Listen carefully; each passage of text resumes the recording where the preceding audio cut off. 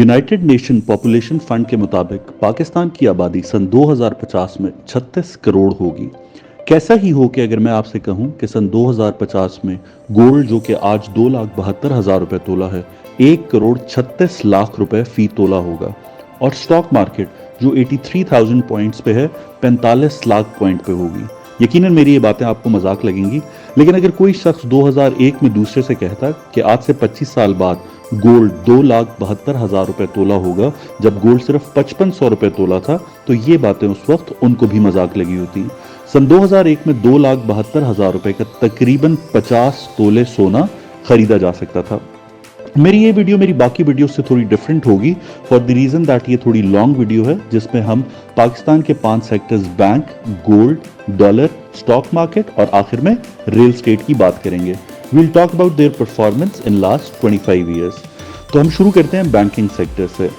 Banks जहां पे आज 28 करोड़ 300 अरब रुपए पड़े हैं, रियल एस्टेट के बाद दूसरा बड़ा सेक्टर है जहां पे सबसे ज्यादा पैसे इन्वेस्ट किए जाते हैं फॉर द रीजन कि जो इंटरेस्ट लोगों को प्रॉफिट की मद में मिलता है वो अपने रनिंग एक्सपेंस के लिए यूज करते हैं। मैं इंटरेस्ट और सूद की बात यहाँ इस डिबेट में इसलिए नहीं पढ़ूंगा कि पाकिस्तान में इस्लामिक बैंकिंग भी है, तो हम इस डिबेट को यहाँ साइड पे रखेंगे। लोग ये पैसे यूज तो करते रहते हैं, लेकिन ये कभी नहीं समझ पाते कि जो पैसा उनका बैंक से पड़ा रहता है वो किस हद तक डिस्काउंट हो जाता है। पाकिस्तान में एवरेज इंटरेस्ट रेट पिछले 25 साल का 12% है।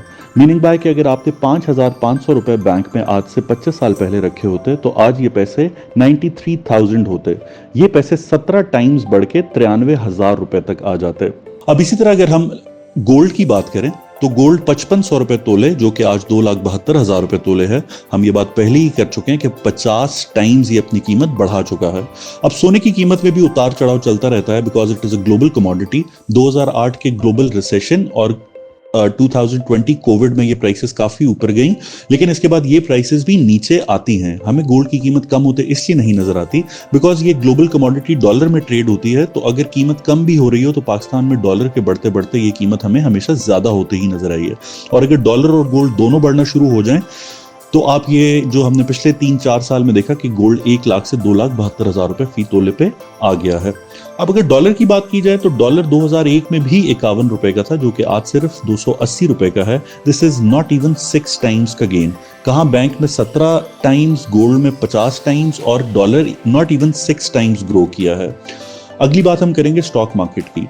अगर मैं KSE 100 इंडेक्स की बात करूं तो ये आज से 25 साल पहले 1500 पॉइंट्स पे ट्रेड कर रहा था जो कि आज 83,000 पॉइंट्स पे है और ये 55 टाइम्स का गेन है।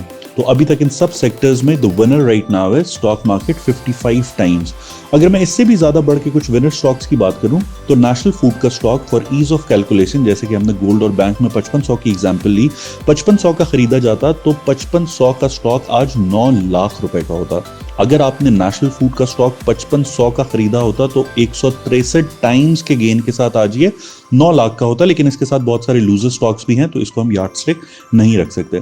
एंड में हम बात करेंगे रियल एस्टेट की। अब रियल एस्टेट की यार्डस्टिक लेना थोड़ी सी मुश्किल है, बट मैंने DHA और कुछ प्रॉपर्टीज फेडरल की लेके ये एग्जांपल सेटल करने की कोशिश की है। DHA 2 रावलपिंडी जो कि तकरीबन 2000 में लॉन्च हुआ था, 2.5 से 3 लाख रुपए का जो फाइल ट्रेड होती थी, आज 3.5 से 4-5 करोड़ रुपए का प्लॉट है, तकरीबन 125 टाइम्स का गेन है।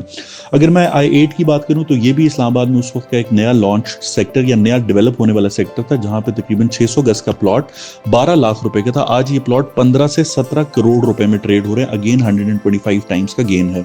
और DHA कराची की अगर बात की जाए तो 25 साल पहले यहाँ पे भी जो कमर्शियल प्लॉट्स 10 से 12 लाख रुपए में ट्रेड होते थे, आज 15 से 20 करोड़ रुपए में ट्रेड हो रहे हैं, तकरीबन 125 टाइम्स का गेन है। लेकिन रियल एस्टेट में एक बहुत जरूरी चीज ये है कि आपने राइट टाइम्स और इससे भी ज्यादा राइट सोसाइटी चूज करनी है, बिकॉज बहुत सारी ऐसी इन्वेस्टमेंट्स होंगी पिछले 25 साल में जो कि कंप्लीटली वाइप आउट हो गई हैं, जिन लोगों को अपने पैसे तक वापस नहीं मिले।